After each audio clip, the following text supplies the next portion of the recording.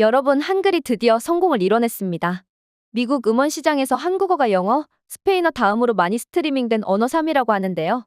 CNN은 한국어 배우기에 지금만큼 좋은 때가 없다며 중국어를 제친 한국어에 대한 기사를 띄워주기도 했습니다. 그런데 여기에 도전장을 던진 나라가 있다는데요. 바로 베트남입니다. 베트남은 한국보다 더 뛰어난 언어를 만들겠다며 자신만만해하고 있다는데요. 무슨 일인지 함께 알아보겠습니다. 현재 한국어의 인기는 어마어마합니다. K-팝과 K-드라마의 영향으로 한국어로 인사를 넘어서서 한국어 욕도 배워서 하기도 하고 아예 한국어를 배우고자 하는 외국인들이 엄청나게 늘었죠. 그런데 이 인기는 서구권만 그런 게 아니었습니다. 베트남에서도 그 열기가 뜨거운데요. 베트남에서는 한국어 능력자면 월급이 훨씬 높고 하노이 국립대 한국학과는 의대보다 합격선이 높을 정도라고 해요.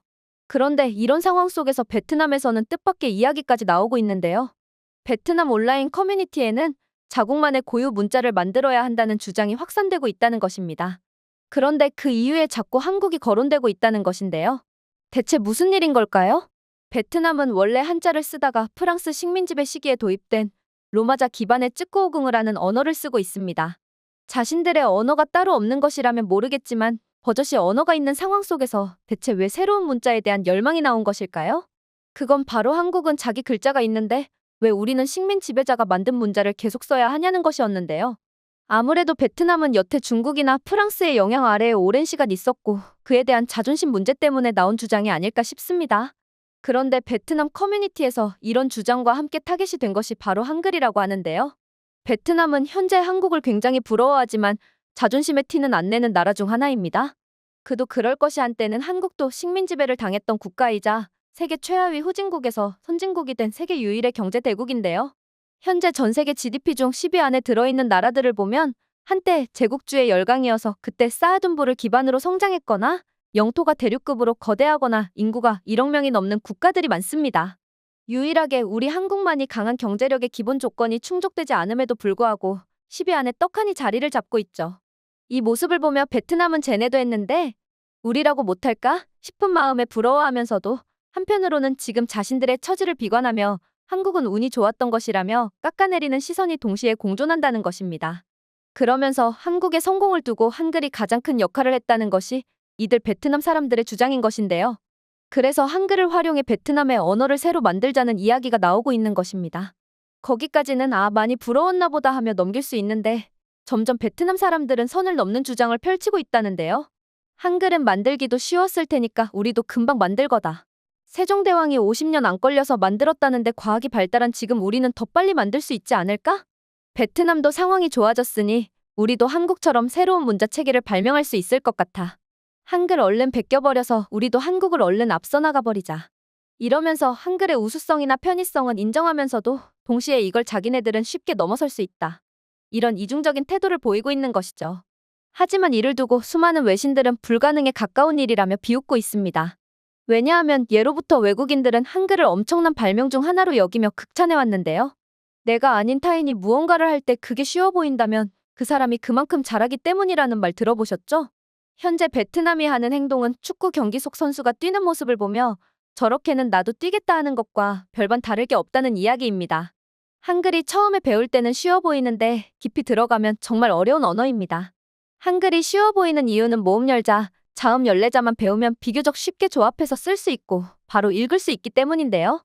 하지만 그걸 사용하고 있는 것이 바로 우리 한국인들입니다.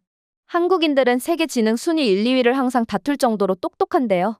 그 덕분에 한국인들은 세상의 많은 소리들을 글자로 적기 시작하고 감정과 느낌 또한 한글로 표현해내기 시작했습니다.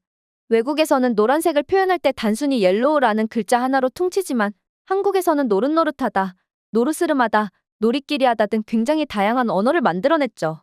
또 베트남이 한국어를 가져다가 자기네 글자로 바꾸기는 어려울 듯 보입니다. 한글은 한국어를 말할 때 발음기관을 본떠서 만들었기 때문인데요.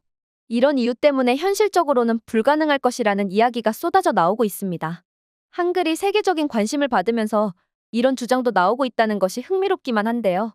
앞으로 제4차 산업혁명이 일어난다면 남아있을 글자 중 하나로 한국어가 꼽혔다니 더욱 탐낼만 합니다.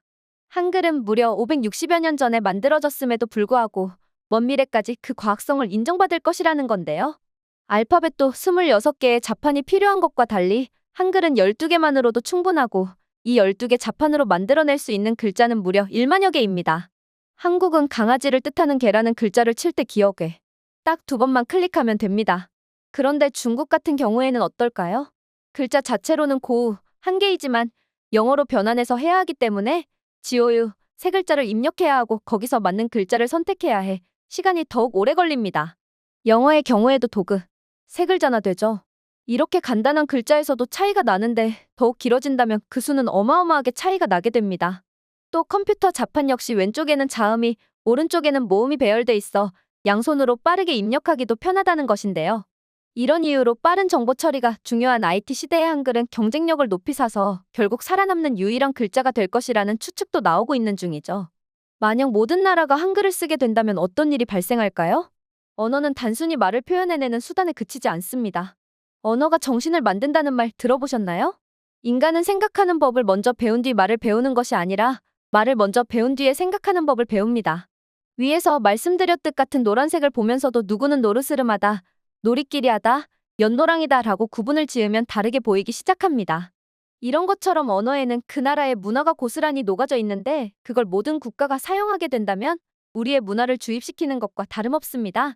과거에는 식민 지배를 통해 강제적으로 문화를 말살시키기 위해 했던 것이 언어 사용 금지였는데요. 이런 이유 때문에 일제강점기 시절 일본은 조선어 말살 정책을 폈던 것이죠. 뭐래도 우리 조상님들의 어를 뺏을 수 없자 그 원인을 찾아본 것이었고 그 원인이 바로 이 언어였다는 것인데요. 이들은 학교에서 조선어를 사용할 때마다 벌칙을 부과하고 한글을 아예 못 사용하게 만드는 등 치졸한 방식을 썼습니다. 하지만 이때 한글을 지켜내려 끝까지 노력해주신 분들이 계셨는데요.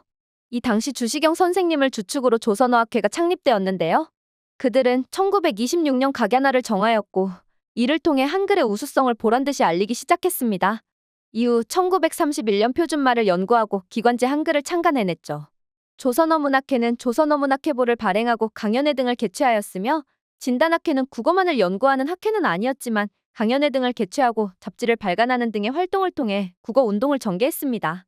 조선음성학회 또한 정확한 발음과 독법을 지도하기 위해 음반을 제작하고 발표하는 등의 업적을 남겼습니다. 우리는 한때 이런 우수성을 알아보지 못하고 일본어에서 벗어나 한글을 다시 아끼는 것이 아닌 영어를 소중히 여기던 때가 있었습니다.